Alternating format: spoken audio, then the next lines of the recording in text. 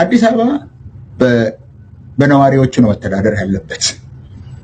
ራሱን ማስተዳደር አለበት። የአዲስ አበባ ነዋሪ አዲስ አበባን ማስተዳደር አለበት።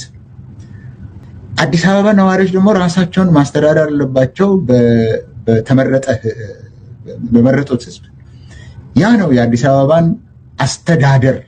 ከንቲባውን ከዛ ውስጥ ወጥቶ፣ ፖሊሲን ከዛ ወጥቶ፣ በጀትን ከዛ ወጥቶ፣ የከተማ ጉዳይን ከዛ ወጥቶ ነው ለአዲስ አበባ መሰራት ያለበት። ኦሮሚያ ውስጥ ስላለ ግን ከኦሮሚያ ጋራ ቆሻሻ ይመጣል ምናምን የሚባል ነገር ግዴታ ስለሆነ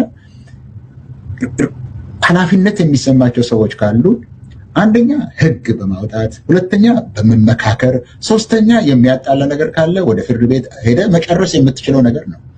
4,000 ሰው የሚወያይበትን ጉዳይ አይደለም። ለኔ በእኔ አስተሳሰብ 4,000 እዛም የምታቀርበው ነገር የለም። ያቀረቡበት ምክንያት ከዚህ በፊት የነበረ ጥያቄ ስለነበረ ያችን መልሶ በማነሳሳትና 40 ሚሊዮን 400 ሚሊዮን 40 ሚሊዮን ማለት እንግዲህ ኦሮሞ ሁሉ ተነስቶ ደብዳቤ ጽፎ አዲስ አበባ የኔ ነው እንዲል ነው አይደለም።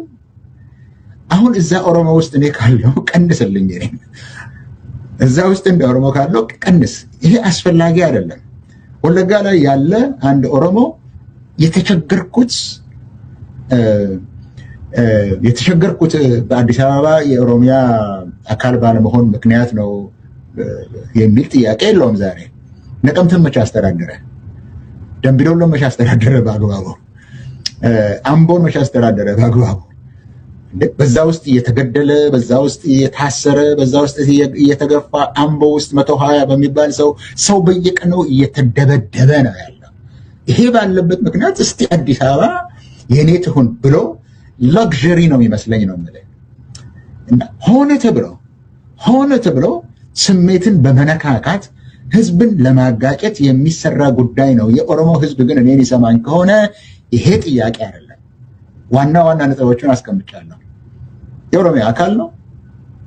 አዲስ አበባ ራሱን ያስተዳድራል። በሁለቱ መካከል ያለውን ልዩነት ደግሞ በህግ በምክክር በፍርድ ቤቶች እያስተካከልክ የምትቀጥልበት ሁኔታ ነው እንጂ ሌላ ጥያቄ የለም። ቀድሞም የነበረው በኦሮሞ ፕሮቴስት ጊዜ አዲስ አበባ መስፋፋት የለበትም ነበር ጥያቄ። አዲስ አበባ ያላግባብ መስፋፋት የለበትም። ይሄ ማስተር ፕላን የሚባለው 100 ኪሎ ሜትር ወደ ኖርት ወደ ሰሜን፣ 100 ኪሎ ሜትር ወደ ደቡብ ይሄዳል። እንደዛ ነው የታሰበበት። ይሄኛው ኦሮሚያን ራሱን ለሁለት ይከፍለዋል። ስለዚህ አዲስ አበባ በነበረበት ቦታ ላይ ይሁን ነው እንጂ የነበረው ጥያቄ በህገ መንግስቱ ያለው ልዩ ጥቅም የሚባለው ይተርጎም በህግ የሚል ጥያቄ ነው እንጂ የነበረው የአዲስ አበባ ህዝብ ፈጽሞ ራሱን የሚያስተዳድርበት መንገድ የለውም። አዲስ አበባ ውስጥ ያለ ነዋሪ ንብረቱ ሁሉ ይወሰድበታል። 40 ሚሊዮን የከሰረ ፖለቲካ ውስጥ ስላሉ ለማነሳሳት የሚያነሱበት ጉዳይ ነው።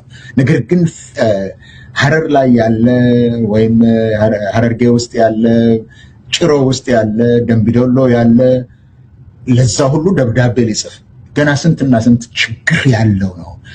እችም ትከሽፋለች። ዋናው ነገር ግን የብልጽግና ፕሬዚደንት ሰሞኑን ለወር ያክል በየቦታው የሮጠ ከሚረጨው መርዝ የተናነሰ ጉዳይ አይደለም ይሄ ልልህ ነው።